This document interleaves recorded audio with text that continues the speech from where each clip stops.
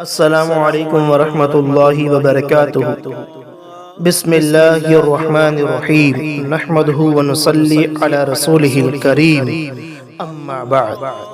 عقیقہ کیوں کیا جاتا ہے اور عقیقہ کرنے سے بچے کی صحت پر کیا اثر پڑتا ہے اور عقیقے کا فلسفہ کیا ہے؟ چنانچہ حدیث پاک میں آتا ہے وقال النبی صلی اللہ علیہ وسلم الغلام مرتہن بعقیقتہ او کما قال علیہ السلام، رواہ ترمذی۔ حدیث پاک کا ترجمہ ہے، نبی کریم صلی اللہ علیہ وسلم نے ارشاد فرمایا، لڑکا عقیقے کے بدلے میں رہن یعنی گروی ہوتا ہے۔ بچے کے رہن یعنی گروی ہونے کا مطلب یہ ہے، جس کو مولا علی قاری رحمۃ اللہ علیہ نے اپنی کتاب مرقات المفاتیح فی شرح مشکات المصابیح کے اندر بڑے ہی اچھے انداز میں بیان فرمایا ہے۔ چنانچہ وہ فرماتے ہیں بچے کے گروی یعنی رہن ہونے کا مطلب یہ ہے، جیسے رہن یعنی گروی رکھی ہوئی چیز سے اس کا مالک مکمل طور پر نفع نہیں اٹھا سکتا جب تک کہ اپنی گروی رکھی ہوئی چیز کو واپس نہ چھڑا لے۔ بالکل اسی طریقے سے جسے نعمت عطا کی گئی ہے اس پر وہ نعمت پوری نہیں ہوتی جب تک کہ اس کا شکریہ ادا نہ کیا جائے۔ اور اولاد کے ملنے پر، بیٹے کے ملنے پر اور بیٹی کے ملنے پر شکر کا انداز وہی ہے جو رسول اللہ صلی اللہ علیہ وسلم نے فرمایا، تاکہ اس عقیقے کے ذریعے اللہ تعالیٰ کا شکر بھی ادا ہو جائے اور بچے کی سلامتی کی دعا بھی ہو جائے۔ اور رہن ہونے سے یہ بھی مراد ہو سکتا ہے کہ بچے کی سلامتی اور اس کی نشو و نما اللہ کے محبوب صلی اللہ علیہ وسلم کے طریقے پر جب ہی ہو سکتی ہے جب اس بچے کا عقیقہ کیا جائے۔ نمبر 2، عقیقے کا فلسفہ کیا ہے؟ احادیث نبویہ کا جب غور اور فکر سے مطالعہ کیا جائے تو عقیقے کی روح اور فلسفہ 4 چیزوں پر مشتمل ہے۔ پہلا فلسفہ تو یہ ہے عقیقے کا کہ یہودیوں کی مخالفت ہو جائے، یعنی یہودیوں کے نزدیک بھی عقیقہ جیسی رسم پائی جاتی تھی، لیکن اسلام نے اسے رسم کی بجائے ایک عبادت کا درجہ دے دیا۔ نیز یہودی لوگ لڑکی کی پیدائش پر خوشی نہیں مناتے تھے بلکہ غمگین ہو جاتے تھے، پریشان ہو جاتے تھے، اور لڑکی کو منحوس سمجھتے ہوئے اس کی طرف سے کوئی بھی جانور ذبح نہیں کرتے تھے۔ اسلام نے اس ذہنی کمتری کو مٹاتے ہوئے لڑکے اور لڑکی دونوں کی پیدائش پر عقیقہ کرنے کی ترغیب دی۔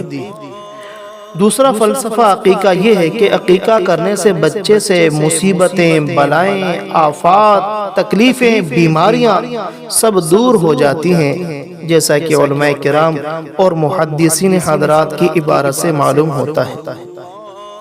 تیسرا فلسفہ یہ ہے کہ عقیقہ یہ شکر انعام الہی ہے، یعنی اللہ تعالیٰ نے ہمیں اولاد جیسی نعمت سے نوازا، چاہے لڑکا ہو یا لڑکی ہو، تو گویا کہ ہم اللہ تعالیٰ کا شکریہ ادا کرتے ہیں عقیقے کے ذریعے سے۔ چوتھا فلسفہ عقیقے کا یہ ہے کہ جان نثاری کا جذبہ اور اس کا اظہار کرنا مقصود ہے، یعنی ہم اللہ تعالیٰ کو یہ کہتے ہیں، اے میرے رب، اے میرے مالک، اے میرے پروردگار، اے اللہ، جس طرح ہم عقیقے کے طور پر جانور ذبح کر کے ایک جان کا نذرانہ تیری بارگاہ میں پیش کر رہے ہیں، اس طرح تیرے حکم کے تحت ہم ہر اس چیز کو تجھ پر نثار کر دیں گے جو ہمیں سب سے زیادہ عزیز ہوگی، چاہے وہ ہماری جان ہی کیوں نہ ہو۔ بہرحال یہ عقیقے کا فلسفہ ہے۔ عقیقہ اسی وجہ سے کیا جاتا ہے۔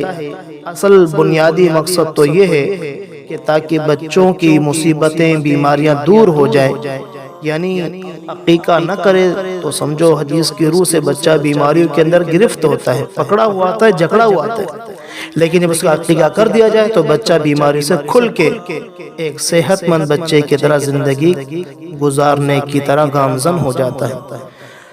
آج کل لوگ چند ٹکوں کی وجہ سے، چند پیسے بچانے کی وجہ سے بچوں کا عقیقہ کرتے ہی نہیں، اور جو لوگ کرتے ہیں وہ بالکل شریعت کے بالکل خلاف کرتے ہیں۔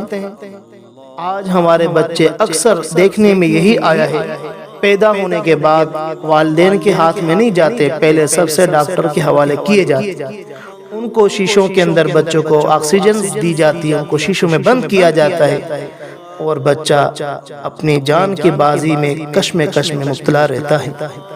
اس لیے خدا را اپنی بچوں کی جان کی پرواہ کرتے ہوئے، ان پر ترس کھاتے ہوئے اللہ کی رضا کے لیے عقیقے جیسی سنت ادا کرنے کی کوشش کرنی چاہیے، تاکہ ہمارا ہر عمل اسلامی اور شریعت کی بالکل عین شریعت کے تحت ہو جائے، تاکہ ہمارا اس بچے کا دنیا میں آنا خیر و برکت کا ذریعہ بن جائے۔ تو سنت طریقہ یہی ہے، اللہ تعالیٰ نے کس کو اولاد عطا فرمائی ہے تو لڑکے کی طرف سے 2 بکرے یا 2 بکریاں، گنجائش میں تو 1 بھی جائز ہے، اور لڑکی کی طرف سے 1 بکرا یا 1 بکری کر دیں، اس سے عقیقہ ادا ہو جاتا ہے۔ بہتر طریقہ یہ کہ 7ویں دن بچے کا عقیقہ کیا جائے، نہ ہو سکے 14 دن کے اندر بھی گنجائش 14ویں دن کرے، نہ ہو تو 21ویں دن تک بھی عقیقہ کیا جا سکتا ہے۔ البتہ اگر بالکل ہی بھول جائے یا طاقت گنجائش نہ ہو تو جب بھی اللہ تعالیٰ مال کی فراوانی عطا فرمائے تو دل کی خوشی کے ساتھ بچے کا عقیقہ کرنا چاہیے۔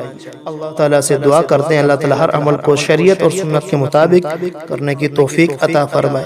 اتنی وضاحت آپ کے لیے کافی ہوگی۔ جزاکم اللہ خیرا۔